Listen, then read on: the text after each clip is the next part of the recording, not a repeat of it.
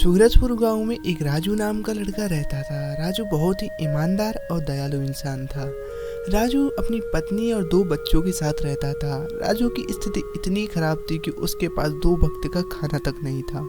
राजू का बचपन से सपना था कि वो एक बड़ा घर और सुंदर घर ले, लेकिन गरीबी के कारण उसका सपना सपना ही रह जाता है, क्योंकि उसके पास 2 टाइम का खाना तो नसीब नहीं है। वो घर कहाँ से ले राजू पहले दूसरे के खेतों में काम करता था, लेकिन अब नई नई मशीन बन जाने के कारण मजदूरी खत्म हो चुकी थी, जिसका शिकार राजू भी था। राजू की पत्नी मीना, जो कि घर घर काम करती थी और झाड़ू पोछा बर्तन सारे काम करती थी, लेकिन गाँव में झाड़ू पोछा करने के कम पैसे मिलते हैं, लेकिन जितने भी पैसे मिलते थे वो अपने घर का आटा और राशन ले लेते थे। लेकिन मीना को अब काम से निकाल दिया गया था, जिसकी वजह से उनके खाने के लाले पड़ रहे थे। एक दिन मीना राजू से कहती है, ए जी, ऐसा कब तक चलता रहेगा? हमारे बच्चे भूखे सो जाते हैं तो कभी पानी पीकर सो जाते हैं। अरे हम तो भूखे रह लेंगे, लेकिन हमारे बच्चे भूखे नहीं रह सकते। आप कुछ ऐसा करो, कुछ काम ढूंढो जिससे हम भरपेट खाना तो खा सके। फिर राजू, अरे तुमको क्या लगता है मैं काम ढूंढने नहीं गया हूँ? मैंने पूरे गाँव में चक्कर लगाए, लेकिन किसी ने मुझे काम नहीं दिया। अच्छा, क्या आप सरपंच के पास गए थे? उनसे पूछो कुछ काम के लिए। नहीं, मैं सरपंच के पास तो नहीं गया काम की पूछने। आप ऐसा करो, आप सरपंच के पास जाओ। सरपंच बहुत दयालु है, वो आपकी मजबूरी देखकर आपको कुछ ना कुछ काम जरूर देगा। तुम सही कह रही हो, सरपंच बहुत दयालु है, वो मुझे जरूर काम देगा। मैं सरपंच के पास जाता हूँ। अगले दिन राजू सरपंच के घर जाता है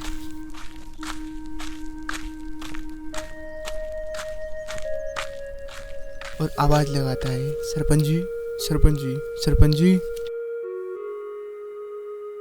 अरे कौन है? इतनी तेज चिल्ला रहा है? आ रहा हूँ, रुको जरा। सरपंच बाहर आता है और कहता है, अरे राजू, तुम यहाँ कैसे आना हुआ? सरपंच जी, मुझे काम की बहुत ज़रूरत है। क्या आप मुझे कुछ काम दे सकते हैं? मुझे पैसे की और काम की दोनों की ज़रूरत है। क्या आपके पास कुछ काम है जो मेरे लायक मैं कर सकूं? राजू देखो, मैं कोई व्यापारी नहीं हूँ जो मैं तुमको कुछ काम दे सकूं, लेकिन हाँ, मेरे बगीचे में एक माली की ज़रूरत है। क्या तुम करना चाहोगे? सरपंच जी, बिल्कुल करना चाहूँगा, मैं बिल्कुल करूँगा। इतने में ही वहाँ पर एक लड़का दौड़ा दौड़ा हुआ आता है सरपंच के पास और कहता है, सरपंच जी, क्या मुझे आप कुछ काम दे सकते हैं? मुझे पैसे की बहुत ज़रूरत है। मेरी माँ बीमार है और मुझे उनकी दवाई भी लानी है और मेरे पास बिल्कुल भी पैसे नहीं है। क्या आपके पास कुछ काम है जो मैं कर सकूँ? मुझको कुछ पैसे दे सकते हैं आप? मुझे एक माली की ज़रूरत थी, लेकिन उसके लिए मेरे पास राजू मिल गया है। अब तो मेरे पास कोई काम नहीं है। यह सुनकर लड़का बहुत उदास हो जाता है और राजू पे यह देखा नहीं जाता है। वह कहता है, भाई, एक माली का काम है, कर लोगे भाई? भाई, मैं तो सब काम कर लूँगा, लेकिन वो तो काम आपका है ना। कोई बात नहीं है भाई, तुम्हारी मजबूरी मेरी से भी बड़ी है। तुम्हें तो अपनी माँ का इलाज करना है और मुझे अपना पेट भरना है।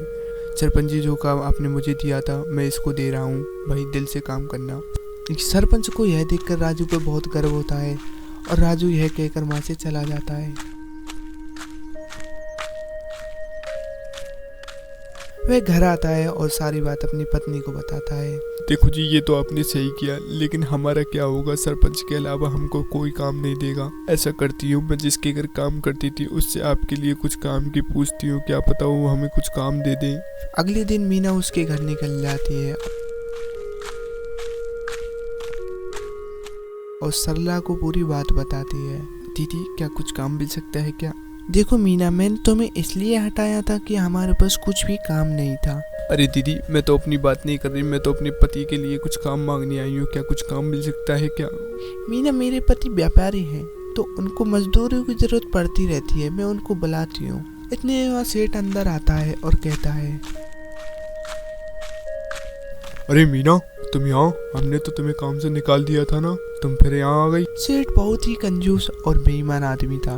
वह मजदूरों के पैसे खा जाता था और फिर उन्हें काम से निकाल देता था। मीना कहती है, सेठ जी, मैं अपने पति के लिए कुछ काम मांगने आई हूँ। क्या आप मेरे पति को कुछ काम दे सकते हैं? सेठ के मन में ख्याली खिचड़ी पकती है और वो मन ही मन सोचता है, अरे क्या सोच रहा है? शिकार खुद जाल में फंसने आ रहा है, हाँ कर दे।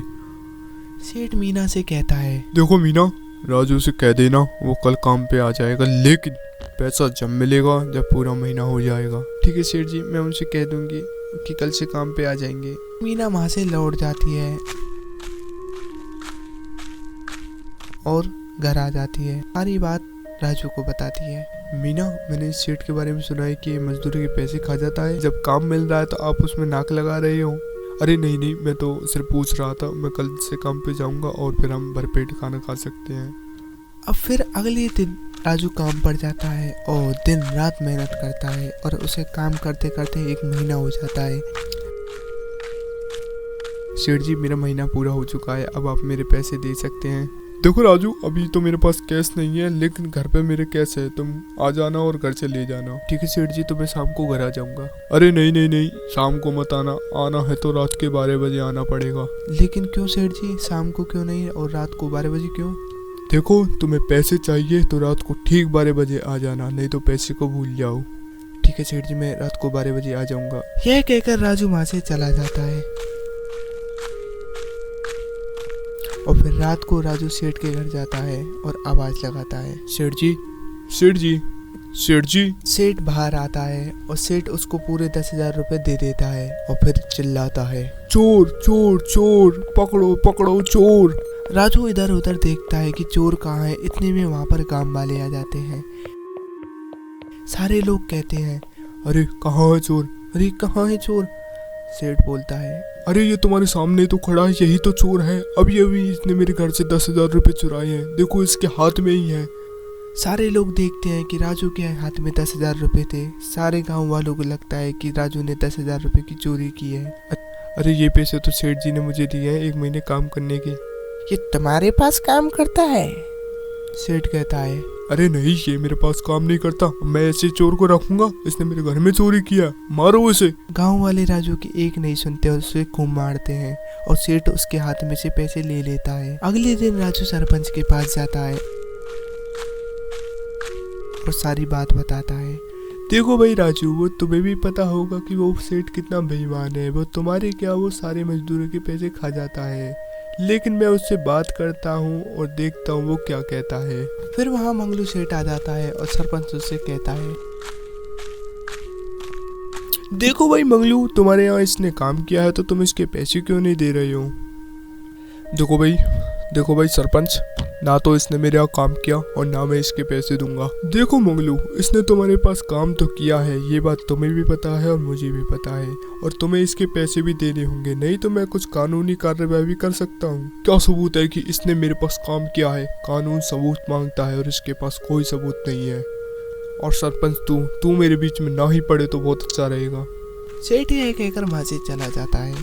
फिर राजू बोलता है, अब क्या करें सरपंच जी? देखो भाई राजू, हमारे पास कोई सबूत नहीं है तो हम उसके खिलाफ कुछ कार्रवाई भी नहीं कर सकते, तो मैं इस मामले में कुछ नहीं कर सकता। यह सुनकर राजू को बड़ा दुख होता है और वह वहाँ से चला जाता है। फिर वह जंगल की ओर जाता है और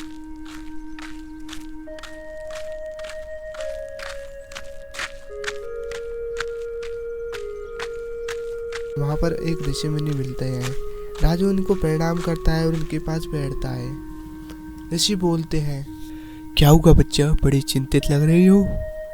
राजू अपनी सारी बात ऋषि मुनि को बताता है और ऋषि मुनि को बड़ी दया आ जाती है और वो कहता है, जा बच्चा, तेरे सारे काम सफल होंगे और दुष्ट सेठ का भी मैंने इंतजाम कर दिया है। फिर राजू वहाँ से चला जाता है। राजू अपने घर की ओर जा रहा था तो उसने देखा कि सेठ को पुलिस पकड़ के ले जा रही है। राजू सेठ से कहता है, अरे क्या हुआ सेठ जी, आपको पुलिस पकड़ के क्यों ले जा रही है? राजू, मैंने जिसके पैसे खाए थे उन्होंने मेरे खिलाफ पुलिस कंप्लेंट कर दी और मुझे पुलिस पकड़ के ले जा रही है। राजू, मैं तुम्हारा सारा पैसा दे दूंगा। राजू, इन पैसों से तुम व्यापार करना और अपने घर की स्थिति सही कर लेना। यह कहकर पुलिस उसे ले जाती है। राजू उस पैसे से बिजनेस करता है और इतना पैसे वाला बन जाता है कि उसे पर अब कोई चीज़ की कमी नहीं थी। वह अपने सपनों का घर भी ले लेता है और खूब पैसे कमाता है और वह अपने परिवार के साथ खुशी खुशी रहने लगता है। तो गाइस फाइनली वीडियो कंप्लीट हो चुकी है। तो वीडियो कैसी लगी कमेंट करके बताना। और हाँ, वीडियो को देखो अब रेगुलरली से आएगी, पहले तो थोड़ा टाइम लगता है वीडियो आने के लिए, लेकिन अब मैं मेहनत कर रहा हूँ तो टाइम टू टाइम वीडियो आती रहेंगी। लेकिन आप सपोर्ट बनाए रखना, वीडियो को लाइक करके जाना, चैनल को सब्सक्राइब करके जाना, वीडियो को ज़रूर शेयर करना अपने दोस्तों को, अपने रिश्तेदारी में, रिलेटिव्स में। तो हाँ, तो और सब्सक्राइब अगर नए हो तो सब्सक्राइब कर लेना, और पुराने हो तो बेल आइकन को दबा देना, क्योंकि जिससे आपके पास जल्दी से जल्दी वीडियो पहुंचे। और नेक्स्ट वीडियो की तैयारी जल्दी से आने वाली है और टाइम टू टाइम अब वीडियो आती रहेंगी, तो भाई हमारे चैनल पे बने रहना। तो गाइज मिलते हैं नेक्स्ट वीडियो में, जब तक के लिए टेक केयर, बाय बाय, धन्यवाद, जय हिंद, जय श्री राम।